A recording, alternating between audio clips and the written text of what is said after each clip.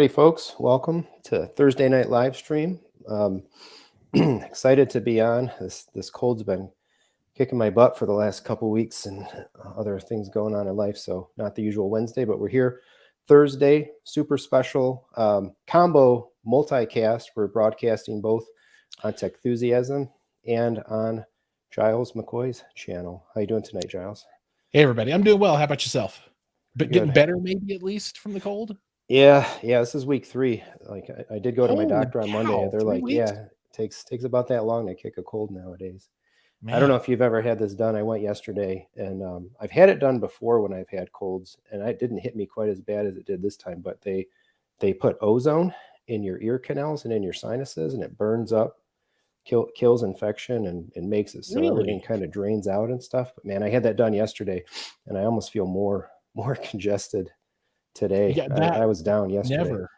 Never. I didn't even know that was a thing. I've never heard of it before. Yeah, I think it's a new deal. Wow. But so so we're on tonight. We're just going to kind of hang out. We're going to chit chat. We got a couple topics that we were just mulling over, talking about hi-fi, home theater, channels, and all that. And let me be one of the, maybe not the first now because you rocketed right past it, but congrats on the YouTube milestones. Oh, thanks, man. I appreciate that. It's took like about I guess more than 4 years to do it. So, it at the end there, it picked up quite a bit with shorts and that kind of thing. So that was a nice push across the finish line. Yeah. I think you had one of the fastest at the 100K mark, the fastest run up, like blink, and you cranked right past. So yeah, it was. It's like the 10-year overnight success. Exactly. Yep. You work at something, nobody knows who you are, and they're like, "Oh yeah, you came out of nowhere." I'm like, "No, yeah, a long time." But no, I'm super happy and super thankful for all the folks out there. It's really cool. Yeah, you've been at this game a good bit longer than I have, and definitely your channel's been one that I've watched a lot. I think one of the things that you've done really well, it's been really awesome, is you get so many of like the industry folks on for the long chats and the deep dives and stuff. So I like great brands. I've used a number of those talks over the years to inform, purchases and device research and all that. So that's great. Yeah, awesome. I'm working on the 2023 season now, and getting people scheduled and kicking that off here in February, and we'll probably go through the beginning of November as a good run, and then take the holidays off again. Nice. That's the plan anyway. I'm sticking to it. Cool. Well, welcome everybody as you come in. Definitely, if you have some questions, pop them in the chat there. Of course, super chats are always welcome, but not necessarily required as well. You got any topics, any folks coming in, you got questions on anything home theater, hi-fi topics, any of the recent things that we've been talking about on any of our channels, put them, we'll star them. We'll definitely get to them if it takes us a few minutes, but looking for some feedback and some questions and all that. We'll see where we go. Just kind of hanging out tonight. Absolutely. So I think one of the things I was kind of interested to talk about was the last video you put out, or one of the recent ones anyway, within the last week or so, I think, was the Stark and the per listen subwoofer comparison. Right. I think that was a pretty interesting face-off and some pretty interesting results. Stark too is a brand I have to say too, watching your content over the years, definitely a brand like Stark, and I think Audio Control is another one that I hadn't really been that exposed to, that I think I kind of learned about through your content in talking about those brands. The Stark stuff looks pretty interesting. Yeah, the Stark is an interesting company. They're a pretty small fish in a big sea, and they do most of their sales, from what I understand, overseas. Okay. And they're big in Southeast Asia, and they have a small presence here in the United States. I am a big fanboy and love their stuff, and I'm happy to help put their name out there however I can. They're getting a little bit of traction. I see some other folks doing stuff occasionally, so it seems like it's picking up a bit for them, but they're definitely not like a huge player out in the market right now.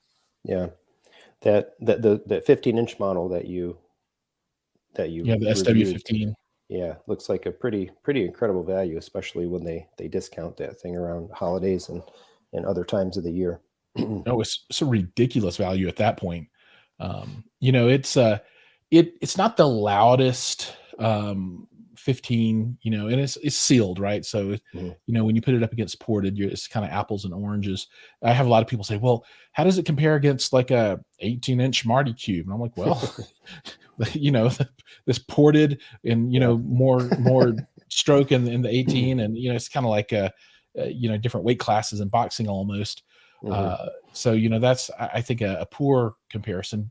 And the comparison I did, I purposely did it so that it would be kind of stark, for lack of a better word, because, you're looking at something that's $500 when it's on sale versus something that's $5,000. And I run a pair of those per listen 15s in my theater right now. They're wonderful subwoofers.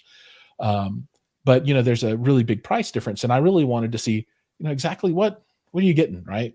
And, there's all of the kind of soft features, the app and the EQ and the looks and the LCD screen and that kind of stuff. And obviously from a mechanical point of view, there's a lot more wattage there. And I assume the driver's beefier. I don't know. I've not looked at the back. I've not taken them apart.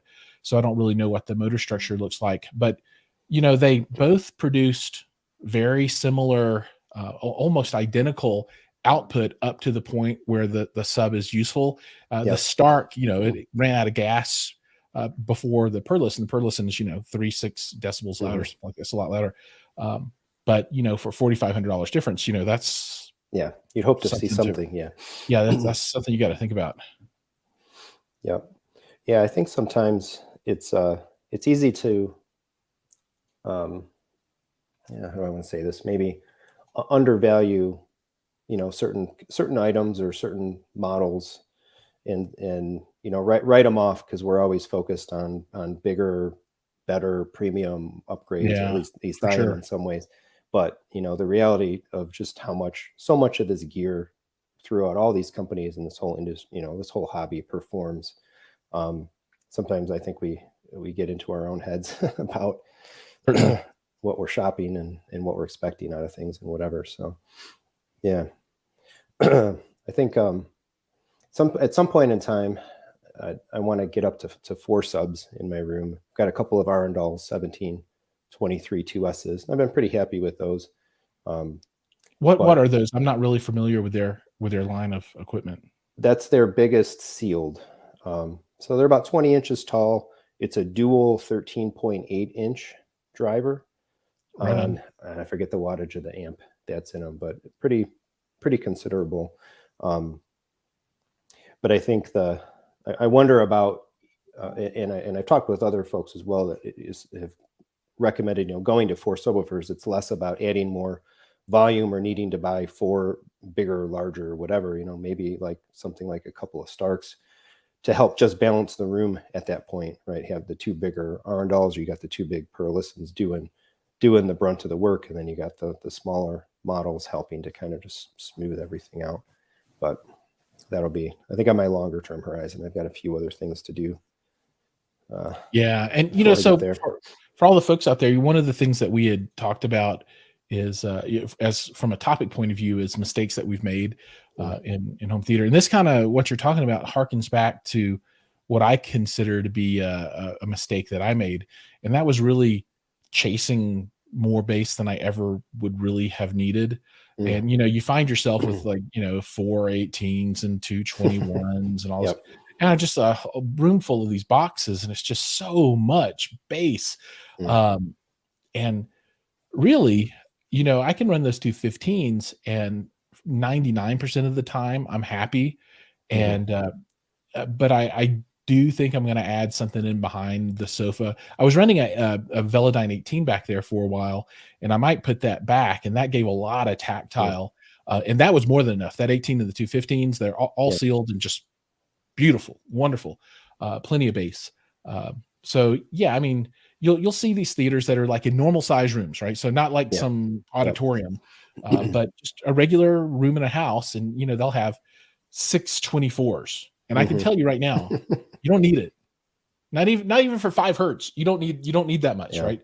It's nice to have it and it's fun to play with. And if you're into the toys, then more power to you. But for all the reasonable folks out there, man, you get to a point where you have enough bass, and then beyond that, it's really just kind of smoothing stuff out. Right. What so you had the bigger DIY packs and stuff, but is the Pro Listen what kind of replaced those in your setup? Yeah, and it's simply a space consideration for me. I don't have the room, and I didn't want refrigerator sized cabinets. It just cluttered up the room too much for me, and so functionally the 15s are enough bass for me. And I'm not a bass head. I don't need it super heavy, and it made the whole experience for me nicer. Nice. Yeah, there's definitely some folks around, like the Michigan ABS crew, that are they love it. They love the big subs, and like exactly like you said, 6+ subwoofers and devastators and all that kind of stuff. And it makes for some pretty crazy demos, almost too much in some demos for me. But I mean, everybody has their thing. Like Scott, he likes to run a ton of stuff, but that's like his hobby, right? That's his thing. And that's all good, I'm not knocking it, but you don't need 150 decibels of bass to enjoy a movie, right? You're doing that because it's like it's your thing. Yeah. Right. That's, you just want to have a lot of bass. But for everybody else in the world, I think the sweet spot is like 2 18s if you're going to do 2, or 4 15s if you're going to do 4. And that's typically more than enough bass for anybody. Yeah. And that's in a sealed form factor as well. And if you're doing ported, that's another 3 to 6 decibels overall. So that's even more. Yep. Yeah, that was a big reason why I went with the sealeds too, because Arundel does have a ported version of the same sub, but it sits another few inches higher. Yeah. And so it limited some of my placement, because I don't want the sub up in the field of my screen. I wanted to make sure I wanted something under about the 20-inch tall mark. And for my space and all that, I think sealed works great. Most of the time we're watching movies in the theater room.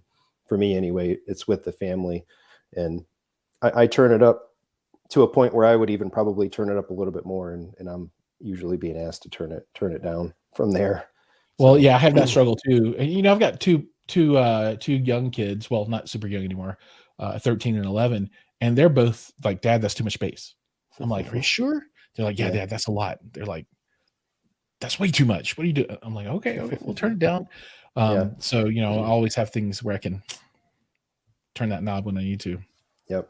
We got a question from Julius here. You have any opinions on SVS 16 ported subs? I've never had SVS subs. Have you had any experience with SVS?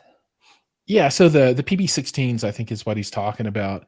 And SVS was at CES just a couple of weeks ago, and they had 2 of those in their demo room there, right? And so that's their biggest gun that they have in their arsenal. And the demo room had no roof, right? So it's just like 4 walls, and it was open into a humongous convention center, right? So there's no option of pressurizing a room, right? So they're like, we had to bring the most we could bring. And I could tell you those 2 tuned the way they had them tuned there, and I'm sure they had it tuned pretty hot, were just absolutely thunderous. I mean, they were very, very, very loud. So I think they're great subs. And this is another thing that I've really changed my point of view on over the last 3 or 4 years as well. Back when I was in the let's chase the bass days, I would poo-poo these kind of pre-canned sub things, unless it was like I don't know, what's that company that JTR, so they make some big ones, and there's the one with some other like the submersive and the blah blah blah. Anyway, the companies that take the PA drivers for the most part, the super high efficient ones that are super loud at like 60 hertz. And I was like, that's what you need. And the SVS subs or anything else that was kind of a non-monster, that wasn't 18 inches or bigger, just wouldn't do the job. But I was wrong about that. And these more refined subs bring all the bass you need, plus a lot of more features that make life a little bit easier. So I don't know, I've become a really big fan. And the PB16 is an absolute beast. And I would have no problem running those in my theater at all. I mean, they're kind of big for me at this point because I'm really looking for as small a form factor as I can find. But they're absolute beasts. Did you shuffle something around in the space that you were trying to package the room differently or orient things, or just a matter of just wanting it? I just wanted to be able to get into the room because you know, when you have big refrigerators, bass all over the place, it's just a bad aesthetic. I went from 9 bed channels down to 7 bed channels too. Okay. Because it fits better in the room. So I got rid of the front wides. And I'm very happy with that. Yeah. One of the best things that I did at the beginning of this year, I refactored my space and took all of the in-room speakers out, and went architectural, you know, behind the screen LCRs and all that stuff. And I think I'm kind of like a broken record on the channel. But I think I wish I would have started that way. It makes the sitting in the space, it's just more pleasant with less gear, more open, and you don't have, you know, tower speakers and things on stands right by the couch kind of looming over you. It's just a more, I think, calming and pleasant space when it's and I think that we could or maybe at least I could mark that up as a something I really didn't understand back in my younger days. You know, architectural speakers it's where it's at, man. I mean, they provide all the performance and sound that you can get out of floor standers or even on walls. They fit better into the space typically, just depending on your room. They're not distractions, and you know, some folks want to see the speakers. But I really love architectural. Get that stuff away and just enjoy the experience. Right, I'm all about the good experience. Somebody was asking if I'm still running the Stark stuff. And so I'm running the ICH5 towers, and I've got ICH or IWH5s on the walls for the surrounds and rears, and then for Atmos the IWH3s, and then a center channel is an IWH3 in wall behind the screen as well. I'm hoping to replace the towers with their P7s one day. But we'll have to see. They're not selling them in the United States yet, so I don't know that I really want to try and import them now. But they look really cool. Is that an upgraded line, or what would that get? That's I assume that the P stands for Pro Series, so it's really more of a theater specific build. And the P7s have they're like a big rectangular box, and it's got like a 12 and 8 or 6.5 or something with some kind of like an AMT tweeter on top that's movable and directional. And it's really designed specifically for theater applications, as opposed to a pair of speaker towers, which are kind of straddling the world between the two. And you know, there's more of like a black box kind of thing, and they're not pretty and shiny, all that kind of stuff. It's very you know, if you could put them behind a screen, you would. In my room, I would need to set them to the sides, but it's definitely something you'd put behind a screen. But I saw still Stark speakers, and I don't know that I'll ever change for anything else unless something odd comes along. Yeah. What do you use for processor right now? Acurus Act 4. Okay. Yeah. And you have their amps as well? I just put in an M8 to power the 7 bed channels, and I'm bridging 2 of the channels down to a single for the center, and I'm using a Stark Sound Fiera 4 for Atmos, and that gives me my 11 channels. Nice. I had some bigger class AB stuff in there, but it's hot and you know, it's really heavy, and it's hard for me to move the rack and that kind of stuff because I have to pull it out to get to the back of it. And when you've got like 300 pounds of amplifiers in there, it becomes difficult to roll that thing on carpet. So I wanted to move to class D, and you know, I feel like a lot of people are like, oh my God, what? But I'm all class D now in my amplification in the theater. So I'm excited for that. very, very closely looking at a similar move. I have a stack of Parasounds now, 3 big Halos, and luckily my stuff is a little more accessible because my rack is kind of in a room and it's separate storage rooms. So but if I ever need to yank those things out, it'll be an undertaking. But my big challenge with the Parasounds that I've kind of like tracked that amp to an integration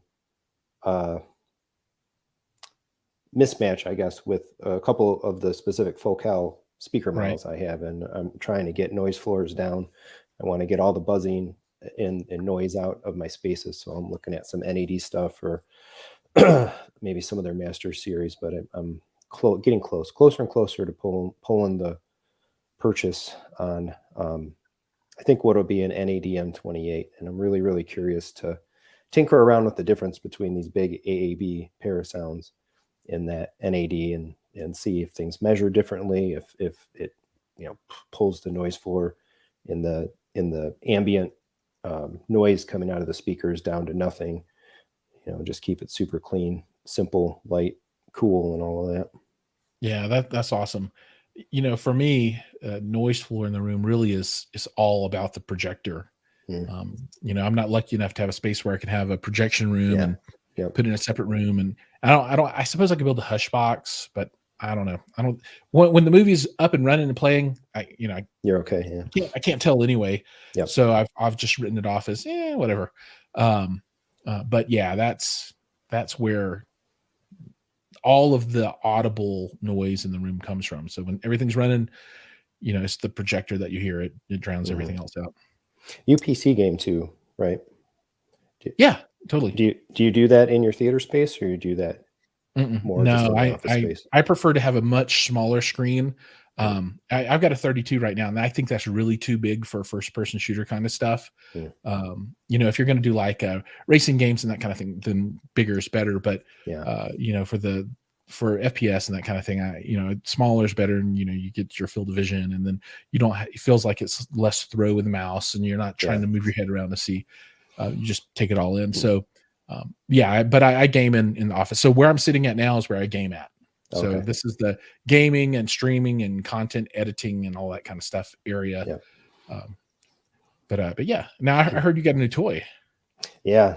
So I pulled the trigger on the MSI 4090 Gaming X Trio. Nice. Yeah, I was watching the Discord, and I didn't get one at launch. I thought about buying one last September or whatever, and then I'm like, I'll just kind of back burner this. I don't actually spend as much time gaming as I might like to. And then coming into this year, I'm like, well, I started opening up the tracker Discord, for the stock notifications and seeing them come by. And then that one popped on Newegg last week. I think it was. And I'm like, oh, all right, I'll try to add to cart. I probably won't check out anyway. And actually the first time I hit it failed. And then I hit it again. It's like, oh my God, that went through. I'm like, well, I probably should have told my wife that first. But so I sold my 3090 Ti to somebody off the Facebook market. Painful 67% price reduction. That was one of the worst. The Ti just came out like 3 months ago or something, right?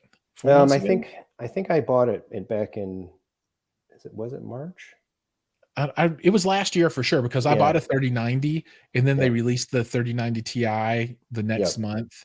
And I knew it was coming, but I knew I wanted to get the 3090 anyway, but I was like, I only had the best card for a month. Oh. Yeah. No, I should have never have bought that with the way that the way things changed. With the mining, and then the way the GPU market's been and all that, like that was ill-advised. Talking about mistakes, like that was an incredibly horrible purchase. Bought that card for $2,400 and sold it for $850. Oof. Barely a few months later. For marginal improvements. So I will not, I'm famous last words, but I will not have any intention of buying a 4090 Ti. I will wait for the 5090, I think, but I haven't cracked it yet. I sold the 3090 Ti. It's out of my system and gone, but the 4090 is still sitting in the box. I hope maybe this weekend, I want to record some content around putting it in and then fire it up and I'm curious to see some So native. what people don't understand about the kind of stuff that we do is that it's impossible for us, well, for the most part, to buy a toy and then just play with it. Yeah. We're always like, oh, I can't take it out of the box until I'm ready to film. Yep. And my wife's like, that's been sitting there for a week now. I'm like, I know, I've been working and I haven't had a chance. They're like, can't you do it right now? I'm like, well, I don't really want to film right now. Exactly. Like, yeah. Weird. It's 9 o'clock on a weekday. I'm just chilling right now. Yeah. So I think I'll get into it this weekend, but I'd like to see some Spider-Man running, hopefully native 4K, full 120, fully maxed out. Have you played Cyberpunk 2093 or whatever it is? No, not yet. I haven't either. I want to see how bad that'll make my 3090 cry. It's supposed to be really rough. Yeah, especially if you kick up the ray tracing. I think the game, sad to admit, I've never actually played the prior, the last God of War, not even Ragnarok, but the other one. I've never played God of War period ever. So really? All right, yeah, so I probably can't call myself a real gamer. People out there they're going, ha ha, gamer. Yeah, so I think the 4090 will run that one all the way up 120. So I think that'll be my foray back into something that's not Marvel Snap, because that's been dominating my gaming for a little while here. Right on. Yeah, dude, I'm old school. I've been playing tons of Apex Legends. All right, I love that one. It's like comfort food. You can just sit down, play a couple of rounds. It's really easy. It's good times. It's good times. Yeah. All right, let's see. I think we got some questions here. Yeah, James had a good one there. Start it. This guy? Oops. Yeah. You go ahead. You do yeah. Video 4 years ago about the must-haves in a home theater. Kaleidescape and video. Yep. They are still the 4 must-haves. But the one caveat is you can take a subset of those if you want, and there are a couple of replacements that are pretty equivalent, right? So today, the 2 that I use almost 100% of the time now, I really pretty much just use those, are Kaleidescape and NVIDIA Shield, right? Those are the ones that I consume almost all my content. All movies pretty much come from Kaleidescape, and then all streaming, mostly just TV show kind of stuff, is off the Shield. Now, the Shield, you could use an Apple TV 4K new version for, right? They're pretty close. If you want to run Plex, though, I don't think that'll run on the Apple TV. So the Shield is where that's going to live at. And Plex was just at CES too, and they're making a big push now, right? So they're trying to become, I guess, maybe change their image just a little bit, because people still associate Plex quite a bit with, let's download some MKV files and watch it, right? And let's steal all the content and that kind of stuff. But there's completely legitimate set of customers that, buy discs and rip them and use this to watch things easily, right? But they're trying to become more of or add in functionality that allows them to help people stream content. So you log into Plex and then you tell it all the content that you like. And then when new episodes are released, it'll say, hey, this new one's, out, push the button. It'll take you to HBO Max or whatever, and you can watch it. And it kind of keeps track of all your streaming stuff, because it is a pain in the butt, because half the time I don't know what streaming service the show is I want to watch on. I can't find it. And then something I'll want to see, I don't know where it's at anymore. And I'll, start Googling for it. So this is supposed to help you with that type of viewing environment, right? Of course, all the other stuff's there as well. And they were showing that off at CES. That's their big push. And I'll make some content around that here pretty soon. I think it's still in beta, but it looks pretty promising. But to go back to the question, those 2 are my primaries. Then you get into a dedicated file player. And if you are big on playing files and you don't want to be in the Plex ecosystem, Zapedia and Zadoo are my 2 go-tos outside of that. And I've owned both of the boxes, and they're both great. I think there was another question. What did I think about the Zadoo version, whatever? They're all wonderful. I mean, they're the UHD 3000. What I think is, I wish I had one and I don't. But I think it's a great box from what I hear. And then the one thing that I never use anymore is a Blu-ray player. I don't have any new physical media. I've just got the stuff that I've had from from years past, and I'm not buying new discs at this point. So all new movies that I buy are all coming on Kaleidescape.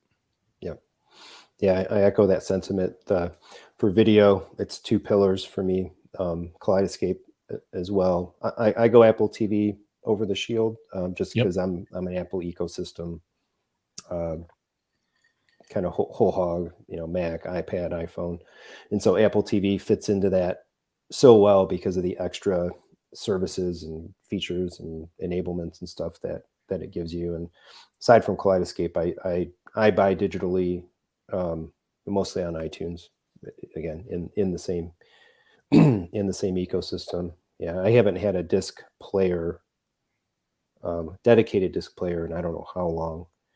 And now I don't even have the ability to play a disc attached to either of my home theater spaces since getting rid of the Xbox Series X and just kind of keeping the PC.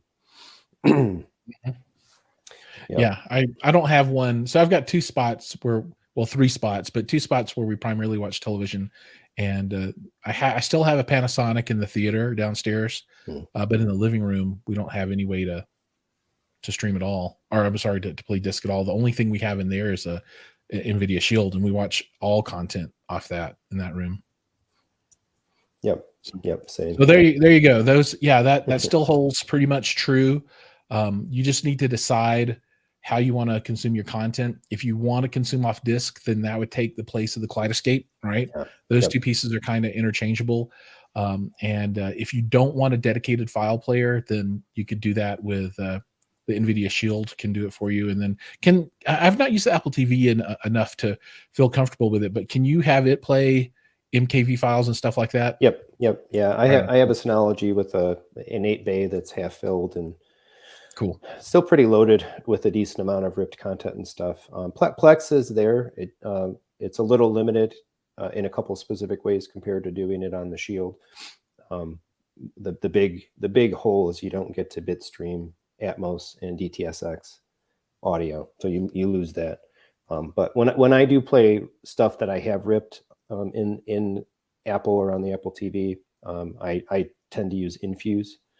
Which is like an Apple ecosystem kind of specific, something of a equivalent to Plex. Point it to your network share where all your rips are, and it'll index them and pull the metadata and give you, cover in metadata based movie library access and all that. But I think they do a really great job in the Apple platform of supporting pretty much everything that Plex does. It's still limited because of the box to not be able to bitstream the lossless Dolby Atmos and DTSX, but any critical, I would say, viewing that we do nowadays and in the theater is on the Kaleidescape. So if I'm watching something for a rip, even if it had Atmos, I'm fine to go without it for the simplicity of having one box that gives me all that easy access. Right on. We'll see. I wonder. I'm starting to wonder. I think this is going to be an interesting year for maybe some advancements in that area, because I believe Amazon just upgraded the Fire TVs to be able to bitstream Atmos DTSX, right. And so now that kind of really leaves Apple, Roku, I guess, two of the big four now. Shield's not the only game in town, at least. So. And plus with, I guess, the Disney announcing they're going to do DTS audio with Disney Plus in that coming up for the whole IMAX enhanced experience. I think we might see more codecs brought to more devices, which could be interesting, because I think Dolby's just been soundly destroying DTS in this 4K generation. They have won so far. Yeah. There's no doubt. And then you got RO3D. Yeah. That is, as far as movies go, doesn't exist anymore. It's a good upmixer, though. So I wonder, we'll see DTS maybe make a little bit of a resurgence or come to some more devices or whatever. Although I still, I haven't seen a definitive statement about is the Disney Plus going to be DTS lossy? Is it going to be DTS-X? Is it going to be lossless? Will we see the first real foray into lossless audio streaming, which would break all kinds of barriers? I would guess no. Yeah, I expect not as well, but yeah, it's too much bandwidth. But we'll see. Someday, it has to come someday. Somebody's got to be the first. What else we got over there? Oh, this guy's making me jealous. Yeah, getting him AVRs and think, oh, dude, that is so cool. Yeah, I mean, as long as you got the rest of the gear that makes it worthwhile, that is a killer purchase. My projector is crappy enough that I don't think I would get any benefit. But if I could upgrade to something a little bit nicer, but such a great box. Yeah, that's going to be a wonderful investment. Yeah, I'd like to get my hands on some kind of a video processor in the theater, even if just for a demo or review this year. We'll see. I've not used one. Yeah, I do the lens shifting and do a lot through the Control 4 setup, but yeah, eager to try some of those other devices hands-on. SS is asking what happened with the Devastators that you had. So I just had the one, and I sold it is what I did with it. And these two nice young burly guys came and carried it up from my basement, and I thought they were going to die, and they were like ripped, and they were like, roar! And I was all like, holy shit, I can't even lean it over. And they manhandled that thing out of there. But yeah, so that moved on simply to make space, right? Just gotta, I just don't have enough space to store everything. If I could keep all the subs from the past, I would, but I gotta move things through. So, I sold the Devastator, I sold the 21-inch Marty cube, I sold the 18-inch version 1 Martys that I built, the mini Martys, and so yeah, I will slowly move through things as time passes. I'm building 2 of the 15-inch Marty cubes right now, and I might end up keeping those. Once I'm done with that content, I'm going to put them in the rear of the theater, and I can cross them over and make them play well with SIL stuff if I want to. But we'll see. Yeah, I'm really loving that build right now. The size on those is really nice. And the stereo integrity SQL 15s look like really great subs, and I can't wait to hear those playing. As everybody, if you follow my content, I'm a fan of kind of the air pump sub design as opposed to the PA sub design. And if people don't know what I'm getting at, if you look at a subwoofer and you look at the surround, so it's like the piece that connects the cone to the edge of the speaker. Some of them look like half of a inner tube, like a bicycle tire inner tube, half round or whatever you want to call it. And then the others, are V-shaped, W-shaped, the waffle design. And the waffle design is built for efficiency in the driver, right? And that's so that a driver can get as loud as it possibly can. And that came out of the pro audio world in PA systems, right? So, they're doing open air stuff, and they need something that'll get super loud. They don't need it to get super low, but they also need it to be as efficient as possible, right? So that's that design, right?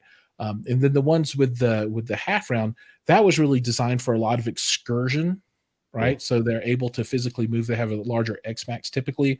They typically have a lower FS on the driver too, which means that it can play lower in practical terms. So I skew toward that kind of subwoofer as opposed to the PA styles driver. And I tend to think they have a slightly different sound signature, although people disagree with me and they're like, you can't tell the difference. And I'm like, well, I for whatever reason, I have my preferences lie toward that design of driver, and these SQL 15s have that kind of design I like. So I'm really excited to hear those.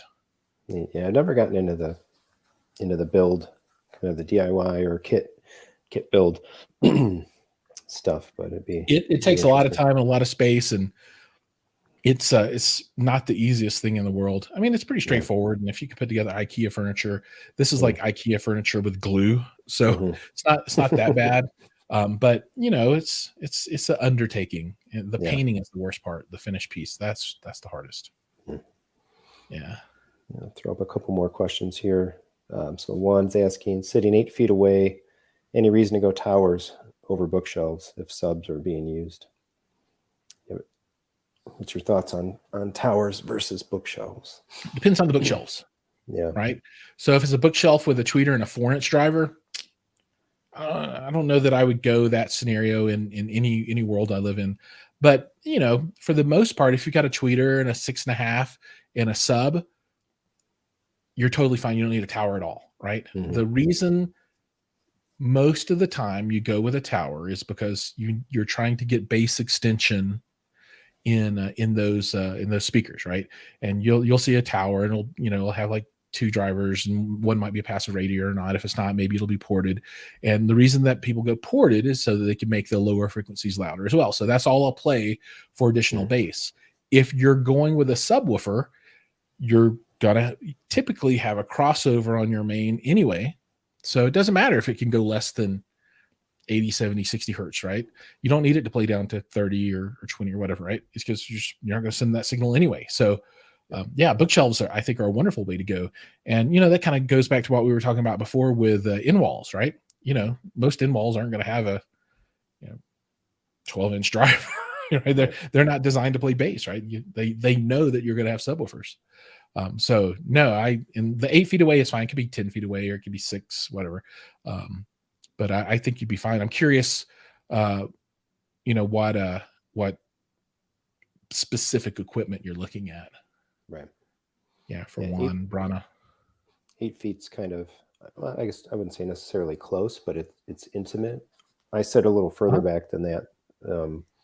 So fill in a little bit larger of a room, but the closer you go, right, the less loud everything has to play and the less demanding the whole experience is. So less power and everything. Yeah.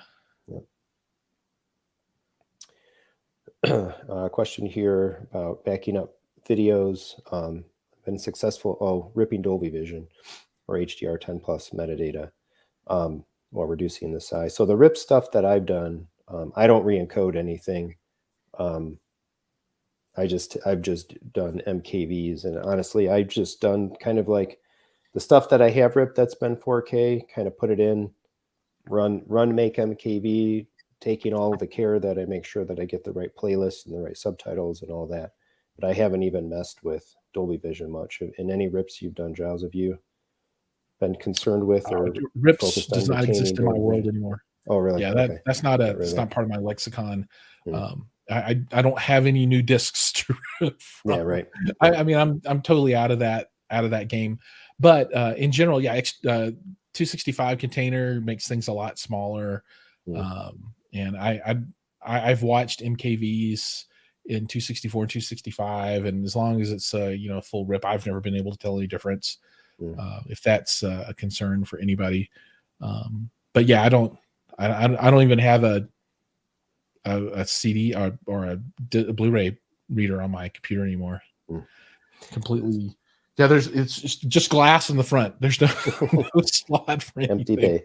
Did so the Kaleidescape supplant that for you basically then, or because you had that set up before earlier on? Right? Yeah, back in the day before Kaleidescape. But like I said, dude, I'm all in. I can't say enough about it. I wish there was a competitor. I think that would be great for the market because they are the only game in town right now. Yep. Well, there's some other competitors and I can't even think of their names. It's like not Red Box, but Red something, and it's like the super like the high end thing, Pro Cinema stuff, and this is like for studios and that kind of stuff that are trying to move movies around, and that's you buy the movie and it's like $5,000 or something, right? Yeah. So that's even worse than Kaleidescape. But yeah, Kaleidescape has completely eliminated any kind of disc stuff that I would ever consider. I hate to beat that bush because Kaleidescape is very polarizing for some folks, right? They're like, oh my God, it's the worst thing ever. They're going to go out of business. You're going to lose all your movies and blah blah blah. I'm like, okay, I'll take the risk because I love it, and I can just download what I want, and it costs about the same as. I mean, once you get the equipment, you're in the ecosystem. It's just that upfront that hurts. Yep. Yeah. Same story for me. I've been in K 4 years or so now, maybe a little longer than that even.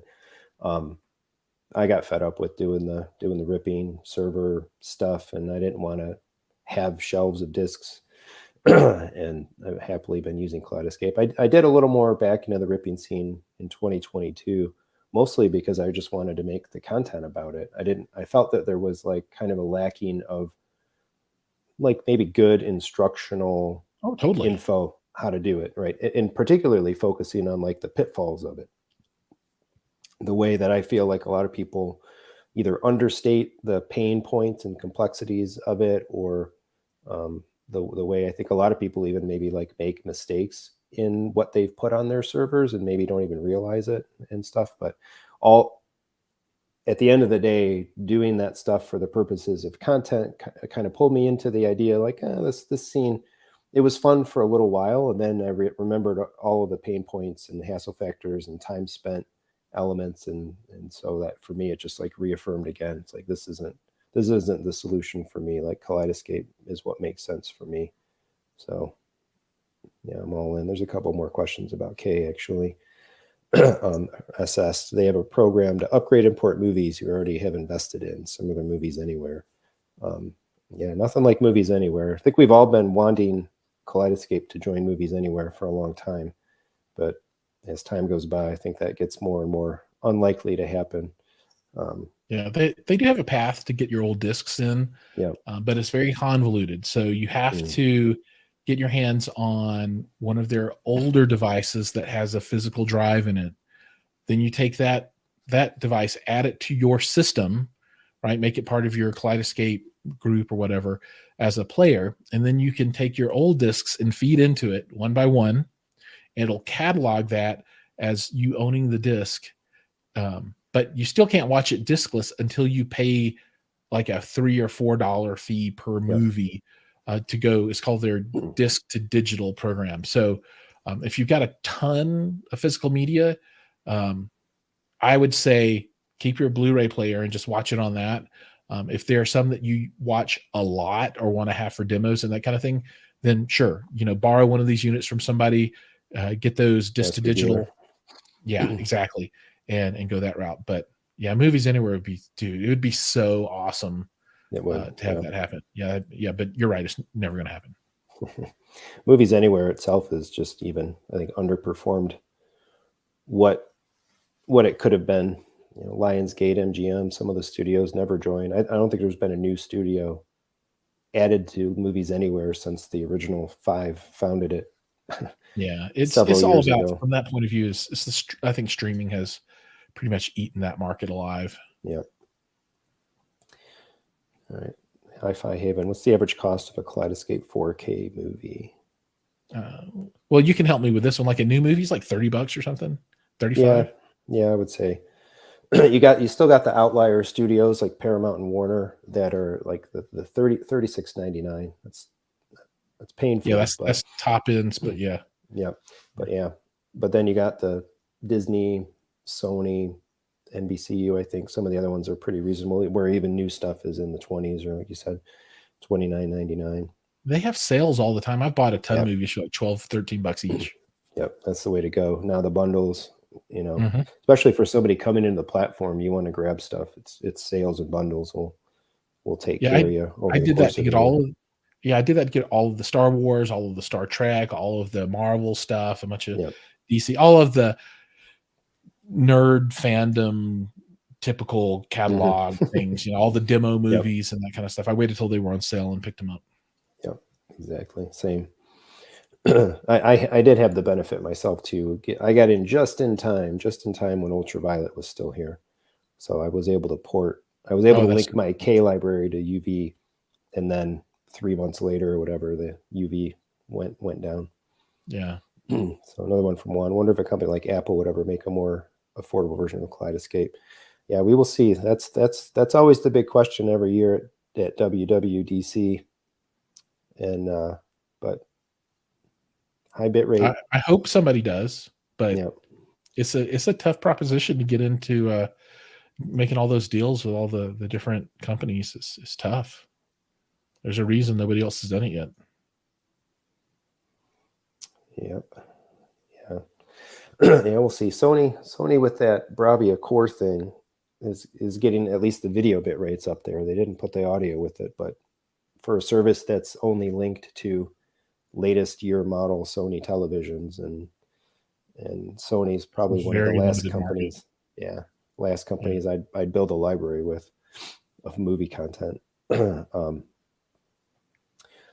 Jules asking about power cords. They're great jewelry. Dress up your system. I have upgraded my power cords on a number of devices.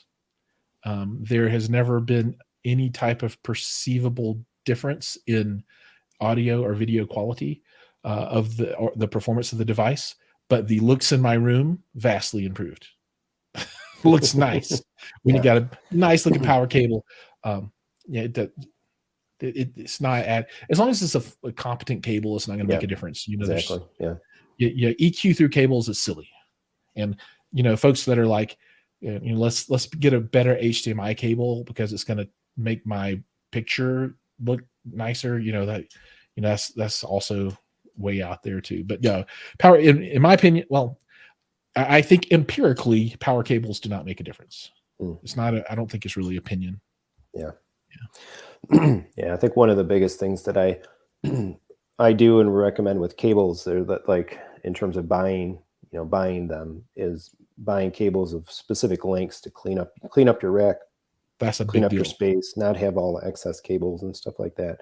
But like you said, buy competent brands and nice construction of appropriate lengths for what you need, and you're all good. Yeah, and if somebody wants to go crazy and buy the bling, dude, more power to you. Go for it. I'm not gonna naysay that. It's not gonna make anything sound or look better, but it's cool. I still can't get over. I had bought it. I bought a couple foot Pangea from Amazon as one of a handful of several devices and things that I had bought when I was trying to see like solutions or something that might have impact on some of that ambient noise and like the speaker hum. And man, this thing was like, it was so thick you couldn't even like hardly bend it. Yeah, you could get one like U shape out of it, but any kind of finer, I think it was massive, $200 I think for the less than 2 foot length. I ended up sending it back with everything else that I sent back, but it was definitely a sight to behold. You had a bunch of those things snaking around a rack. It's pretty wild. That is crazy. Yeah, another one just popped here. Rockstar. Lip sync issues with Kaleidescape. You ever had any sync issues with yours? I can't say that I have. I've not had lip sync issues in that the sound is different than the lips moving. What I do have issues with is the amount of time that it takes the processor to sync audio over HDMI and start playing the audio, right? So like when you push play, the picture starts immediately, but sometimes it's like 5 or 6 seconds before the audio kicks in. And I think part of that is the Acurus processor. I think it's a little worse than others as far as that goes, but I don't have any lip sync issues, but I do have, delay on the HDMI negotiation for the audio and for it to kick in. Yeah. Handshake lag. That's a good term for it. Yeah. So that's the worst thing. But that really only is impactful if I'm just trying to jump to a scene and watch it immediately. Because if you jump to a scene, it's usually getting right into it, and I don't want to wait 5 seconds. But if I'm just firing up a movie, then usually doesn't matter. Right. I found, I guess in my system, I've had my prior Marantz, Denon Marantz stuff. I've got the Anthem stuff now, and I had a Trinoff for a little while. The Marantz Pre-Pro was the fastest of all of them in terms of, playback has started and video is going and audio is there with it. I found the Trinoff to be very, very slow. Like it took there was a very, very tangible, noticeable lag before audio presented itself after video playback. The Anthem's kind of in between the two, not quite as fast as the Marantz, but not as slow as the Trinoff. So I think, yeah, processor to processor or brand to brand, there's definitely some variance there. I know, Rockstar, I think on the AVS owners thread for Kaleidescape, it's actually dubbed, I think, as like a Strato thread, but there's one main thread on AVS forum that basically the Kaleidescape group uses to talk about the entirety of the platform. I know that there's been some conversation in the past there about Trinoff and folks having sync issues and changing HDMI cables, or maybe even on Kscape owners forum as well. So I might recommend head to those forums and do some searching. You may find some discussion of what folks did that kind of helped out. I think in some cases, specifically, a couple of the members experimented with changing out HDMI cables, and specifically making sure to use 6-foot length cables where they had some shorter than 6-foot length cables, and made some difference there. I did have a really short cable on my Kaleidescape, and I would get weird audio dropouts. So it'd be playing, and then the volume would drop to 0, and then it would come back, and I swapped that short cable. It was like, it was like that long, and I swapped it out to like a 6-foot cable, and that stuff's pretty much gone away. So I think there is something with the cable and the negotiation and the capabilities there that Kaleidescape is like super finicky about. Yeah. I've definitely experienced some of that, trying to move my K around, and instances where this was with the prior unit, the Strato C that I have right now. I've never hooked up anywhere else but my system. But the former Strato S 6 terabyte that I had tried to take that actually to a couple people's houses for shootouts, and any time as well, like if the K is on any kind of like a splitter, because we've tried to do over here. I had my hands on an Epson LS12000 for a little while, and so it's like, all right, let's use the K, and the Anthem has 2 HDMI outputs, so we can hook one up to the JVC, one up to the Epson, and throw half and half. And the Kaleidescape doesn't like any of that. Yeah, it's like no, it's finicky. No. Yeah, it's finicky. Give me one device, stable, clean chain connection, and I'll show, then I'll give you HDCP, and I'll show you the 4K stuff. But if it doesn't sit all properly nice, it locks down the copy protection pretty quick. So yeah.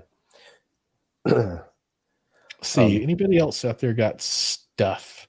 I'm looking through the questions, see if there's anything that we missed, but I don't see anything. Maybe we could talk a little bit about upcoming channel content. So what's on the horizon for you? Anything hot and heavy gonna be coming out soon? Yeah, so I've got the 4090. That'll be the next thing. And then I need to get down to my room. I'm so overdue to do this, and actually like move my subwoofers around a little bit and try to get some of the native curve a little more level, Sure. And then kind of rerun some arc and stuff on top of that. So it's just a matter of like finding so it's the hard part of like YouTube being just the kind of the side gig. It's like if there's not a window of opportunity to really get into more stuff on a Saturday or a Sunday morning or afternoon, like it doesn't happen. It doesn't happen otherwise. And so I'm working still on this amp thing. I need to get down there and really kind of isolate my Parasounds one more time. I was talking to their tech support a little bit about the buzzing, and that. So I need to do a little bit more of an isolation test and kind of update on that. And then from there, I'm looking forward to like this, really focusing actually more on my living room setup than my theater setup. We just finally had our local handyman that doing some projects around the house here talking about my bump out wall and building a modular way, because I want to be able to get some other speaker brands in for testing, but I want to focus on the architectural stuff and bringing up some of my source and processing equipment that runs my living room into the living room, because I'm kind of over some of the pain points of having it removed in a way and in the gaming PC and all that. So it's some of my big focuses, I guess. That's cool. What about you? Man, I've got a lot of stuff that I need to do. I just got to get around to it. So I'm going to do a Strato C and Terra server video. I might be doing a Trinov piece of content here pretty soon. That's probably a couple of months out, though. I'm going to do a screen review for Vivid Storm for their ALR, ambient light rejecting screen. Going to do a review of Hisense ultra short throw projector, the L9G, that's supposed to be doing Dolby Vision, and I'm just waiting for them to send the update that enables Dolby Vision. So we'll see. So you don't put those two words together, Dolby Vision and projector, right? Those things don't. Right. Yep. They don't do this, right? So I want to see what they're actually claiming and see what that looks like. But there'll be some content about that. Gosh, where is it in here? I bought this thing that here it is. I'm going to do some content about this. It's a Bluetooth die. Huh. Yeah. So that'll be a fun one. I saw those guys at CES. And I'm like, I have to have that Bluetooth. Yeah, that's cool. Is that for when you're like playing some online Dungeons and Dragons, I guess? Okay. Exactly. Yeah. So I've got a group of guys that I play with on a weekly basis that I went to high school with, right? So, we're all about 50 years old, and high school was a long time ago. So it's kind of fun. There are 5 of us. Yeah. And we hop on every Saturday night and, mostly talk trash about, school from back in the day, but role play some D&D, and we use the D20 platform or the Roll20 platform, roll20.net. And this supposedly will connect via Bluetooth to my PC. And then when you roll, it'll show on screen what you do. So, slick. I'm into that kind of stuff too. And I've got like a bunch of little knickknacks and gadgets hanging around here that I got to deal with. I want to make some content about some JBL Bluetooth speakers, and I saw all their stuff at CES as well. And it's just they have just gone crazy in this portable speaker market. So I'm kind of excited to do some stuff about that. Going to do some BenQ content for those guys. And I'm working on building out the 2023 schedule for my live streams. So I'm working on that right now, and getting those fired back up and do a run from February through the beginning of November. So that's exciting too. So yeah, just lots of stuff. And I'm in the same situation as you, right? So I got a full-time gig and family and everything else. So it gets done as it gets done. Yeah. But exactly. The Kaleidescape is I'm actively working on that now, and I'm excited to get that content out. So your case is Ben and S, and then you're getting your chance to try out the C and the Terra. That's right. Yeah. And my expectation is that, functionally it'll be identical, but you get some benefits on the backside, meaning that the player and the server are no longer connected, so you can upgrade those independently, which is kind of nice, right? Yeah. I might even look at picking up a set of that stuff too, because I would like to have another player for the living room. Because I've just got the Strato S in the theater now, so we'll see. But I'm excited for make that content. Yeah, it's a nice setup. I found once you're watching a movie, it's really all the same thing, at least for right now, until we get some kind of a Strato C2 or who knows what, future player. But the download speed really helps us use the system. Being able to get a movie loaded in about 10 minutes versus the 45 cool. Or so. Yeah, basically makes it all on demand. That's really cool. There's a guy, Julius, is asking, what is my technical background? You can find me on LinkedIn. You can see my full resume if you want to. I'm an IT guy by trade, and I've been in that industry for my entire career. So today I'm CIO for a municipality here in Colorado. So I run all of technology and innovation for that city. From a career arc point of view, I went on the hardware side of the house, right? So I wasn't in application development. I started out doing service desk work, and then I did junior and senior infrastructure work, and I was CISO for a Fortune 500 healthcare company for a while, and did mergers and acquisitions from a technical aspect for healthcare for a number of years as well. So it's all been, high tech infrastructure, data center management, and that kind of stuff for the most part. And I've always been a big home theater nut, and those over time, those two things went like this, right? So it's a lot of the same kind of concepts now as far as technology and theater and audio go. Yeah, I think it's a fun hobby. That's the day game.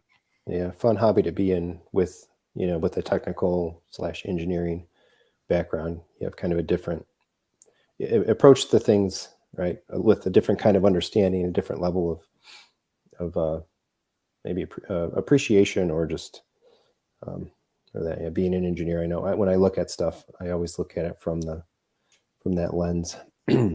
Tough week for tech though, man. 18,000 people at Amazon and 10,000 at Microsoft. More to come. Yeah. More to come. This is the tip of the iceberg. Yep. Yeah, it's going to be really, really rough. I mean, when Tesla lowers prices, it's bad. Yeah. Oh, I couldn't believe it when I woke up and saw that.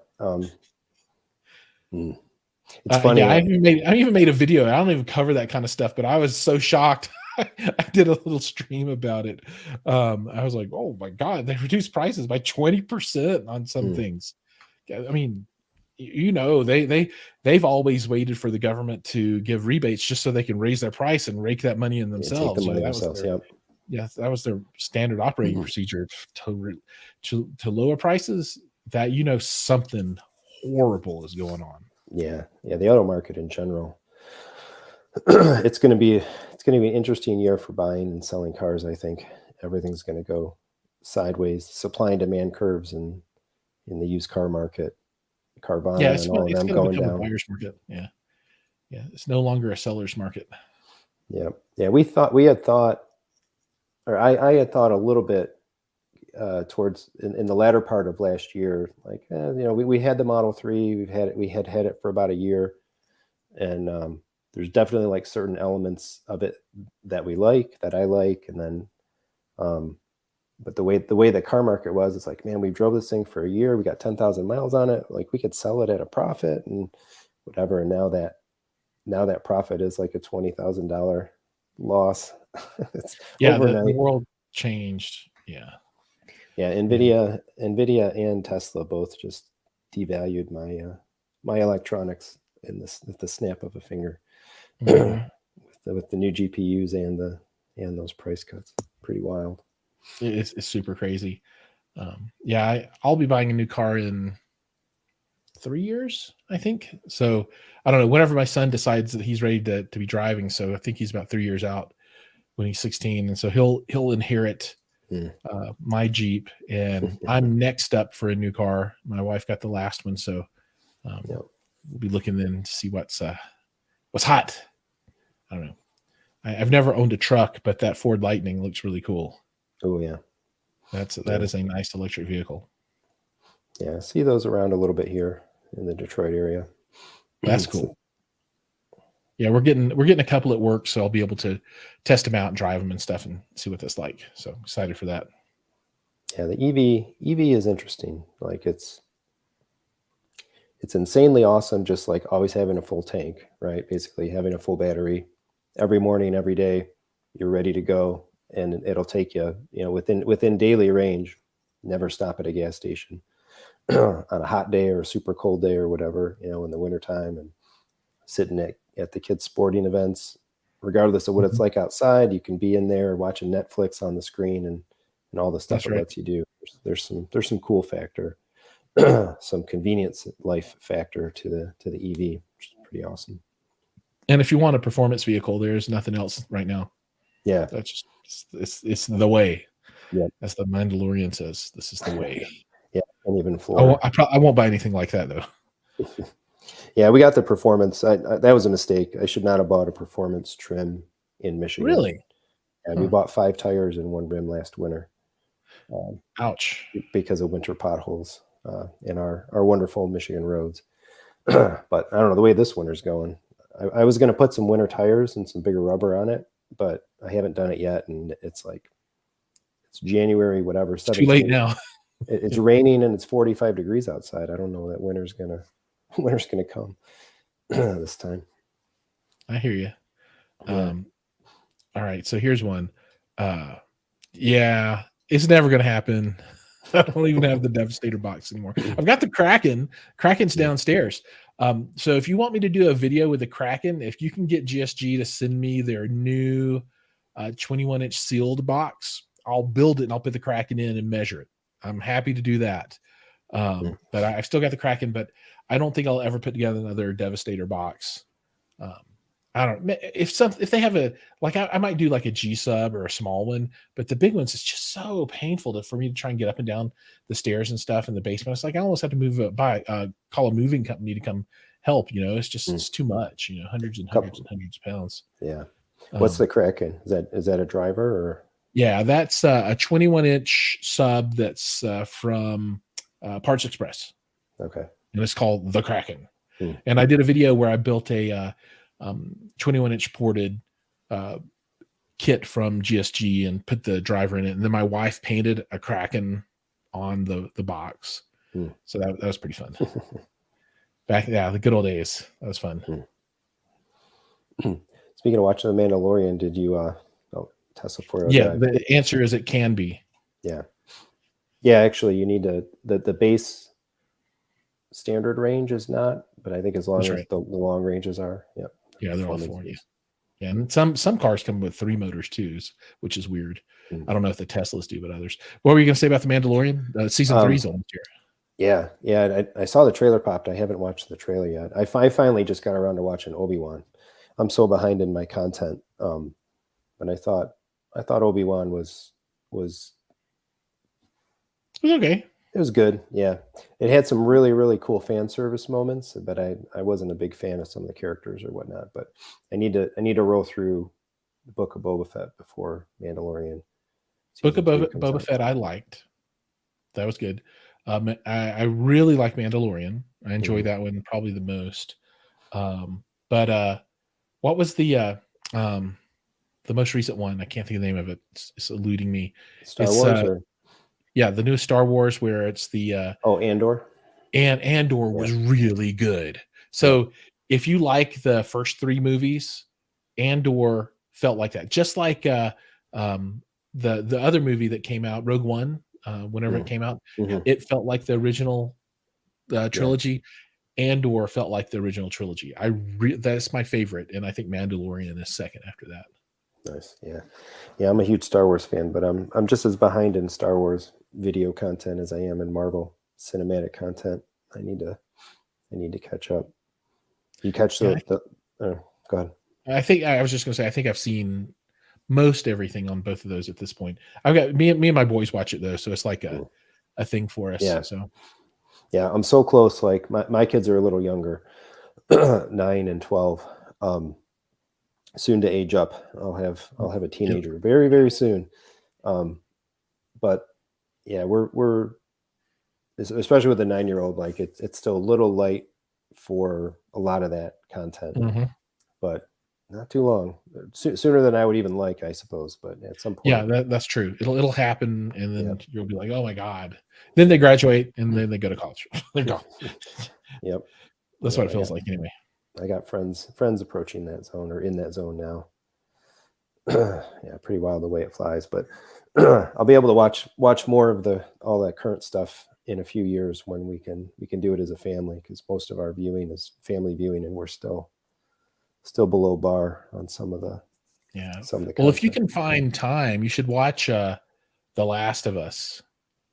I saw the first episode, and that's the real deal. Yeah. I watched that by myself Sunday night. Yep.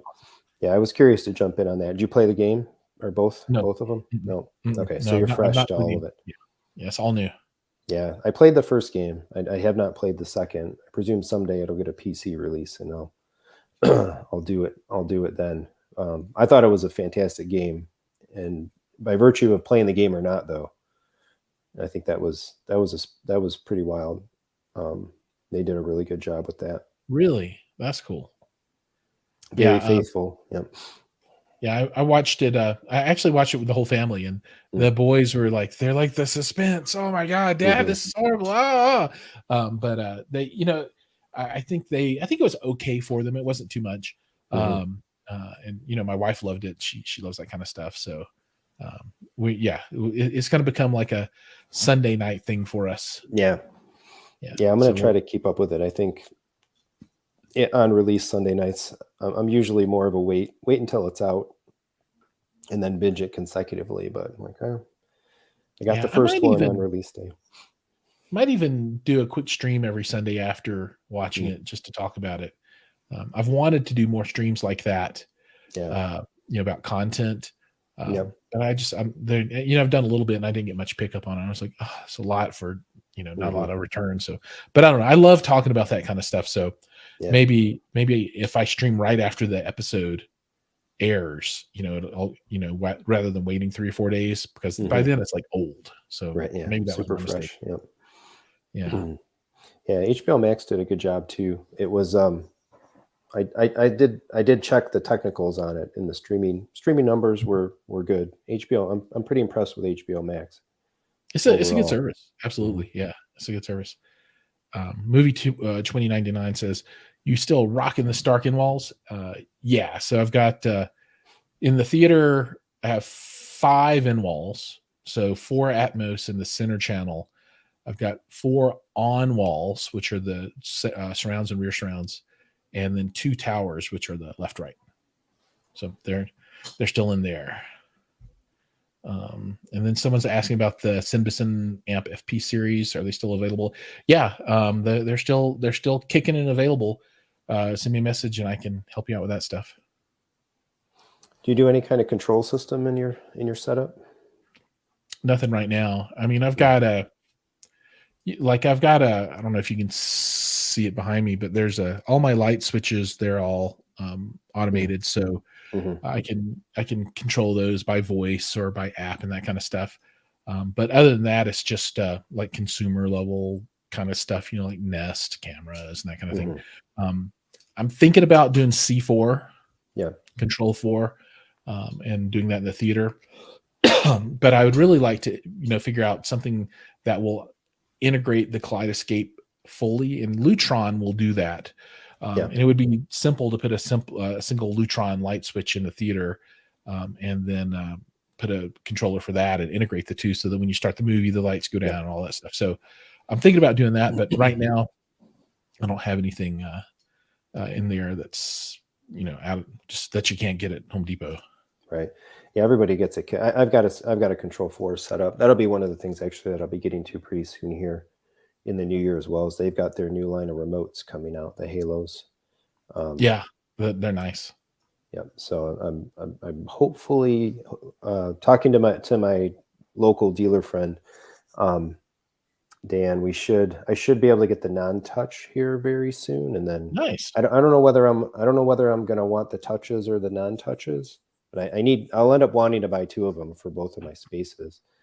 And it's not inexpensive. I think MSRP is almost $1,000 a piece for the touch remote. It's just like, for just a remote. For a remote. Yeah. I know my Logitech still works. So I'm like, it's a hard bite.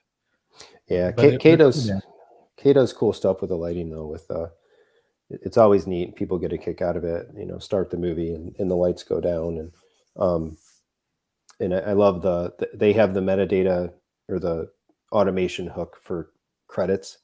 So not even necessarily, don't even have to touch the remote and stop playback. But as soon as the movie transitions over from the movie to the credits, the lights ramp up.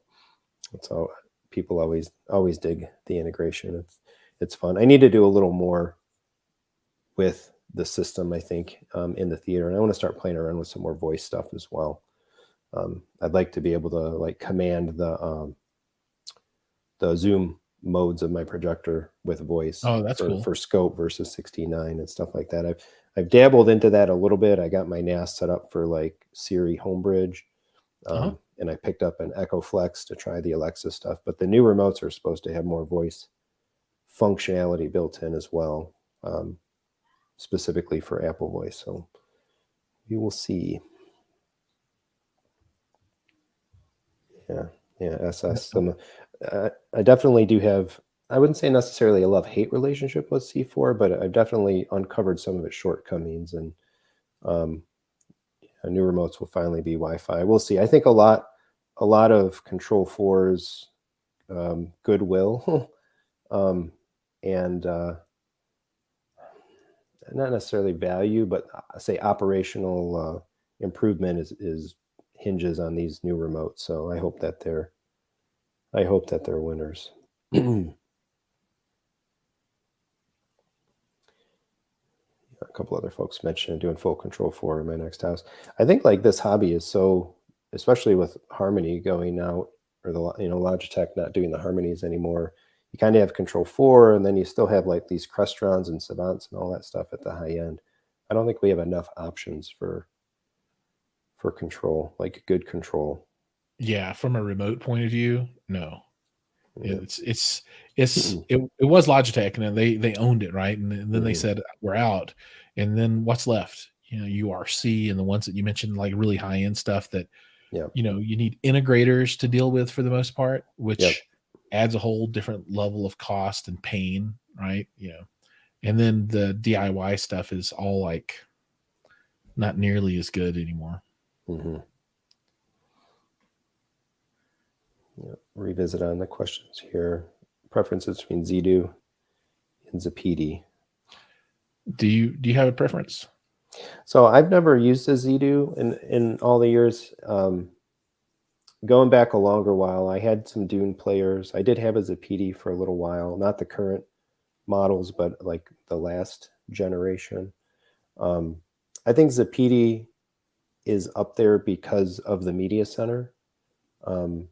Is I think a little more developed than the alternatives, but in terms of the operation of the box, I still follow. I always follow the owner threads because I'm curious, like what's the tenor of the owner community on ABS, like for say ZDoo or Dune or Zapedi. To me, I feel like there's always kind of an equal number of like good statements and sentiment and frustrations for either one of them. So to me, it's kind of like splitting a hair, I guess. Yeah, I'm right there with you. I would buy on price and features. So find the least expensive one that has the features that you need between the two brands and go that way. And I think you'll probably be all right. But the media center on the Zapedi, I think, is a bit more refined. So you're spot on with that. A question on Kefs. Kef, did you keep Kef LSX2s? So those were loaners. So no, I didn't get to keep them. I just got them and used them for a little while and did the content and sent them back. They're nice speakers. I enjoyed them. They sounded great. Desperately need subwoofers with them, or a sub of some kind. They just don't have enough oomph on their own. But I like them. They're not as good as the Big Brothers, of course. But for a small bookshelf speaker, they have that Kef sound, and yeah, I like them. But yeah, I don't know if I like them enough to pay money for them when I don't need them, though. If I needed them, I would definitely consider buying them, but there's really no spot for me to use them here.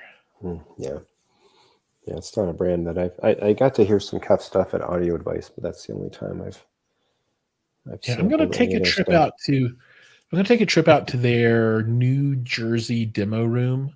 It's called the New Jersey Listening Lab or something like that, and make some content out there. But I'm excited for that. They have like their super high-end home theater. All their in-wall stuff is pretty kick butt. And they use an Acurus Act 4 processor there too. So it's like, hey, you use the same stuff I like. So I'm going to go check that out sometime this year, I hope. Nice. I'd like to get out. To some of the shows this year as well. I still have yet to do a CEDIA. I didn't get there last year, but it's in Denver this year. Cool. It's like right up the road from me, right around the corner. Nice. So I'm excited for that one. That'll be easy to go to. Yeah, Audio Device last year was pretty fun, especially as like a first visit to an event like that, and just being able to see and hear so many things. Yeah, that's super cool. All right. Couple of last questions. Moving 29, impression of the JBL M2s that Art has when he demoed his theater to see the eclipse. So for those, Art is one of the few residential installs of the Christie Eclipse, multi-$100,000 projector, and he had a party, home theater meetup party back a few months ago that a bunch of us around kind of the Michigan meetup community went to. His room I thought was pretty phenomenal. I don't know that I can pick something out specific about, the JBLs. I can say that from a premium luxury room, that's the pinnacle of any space that I've ever been in, from the audio to the video and kind of everything in between. So I don't think you can go wrong with most any model of JBL equipment, speakers, etc., for a home theater space. They definitely make good stuff. Yeah. Cool. We're coming up on an hour and a half. Anything else? No, I don't think so. Just the normal stuff for anybody that ever watches a stream. Please make sure you subscribe to both Jaremy and my channels. If you're feeling generous and kind today, we would appreciate that. We love subscribers. It's kind of the goal, to build that audience so that we can share cool things with cool people. So, give us a shot. So the folks that came from my side, please jump over and give him a subscribe, and vice versa. Yeah, like for sure. So yeah, I guess we'll wrap it up. Cool, man. Well, thanks so much for the invite and having me on the show. I love this, and thanks for all the questions from the audience. Good stuff there. It's always fun to hear what everybody's doing, and kind of get a glimpse into their home theater hobby life. Yep. Yeah. Nice hangout. Nice. Like I said, I've always appreciated your content for a long time. So it's so fun doing this stuff and just getting a chance to hang out with folks and meet people and just enjoy the hobby together. Absolutely, I agree 100%. Yeah. Cool. All right. Well, thanks everyone. We'll be back with more streams, more content, videos, and all of that, I'm sure, very soon. Thanks so much. All right, take care. See ya.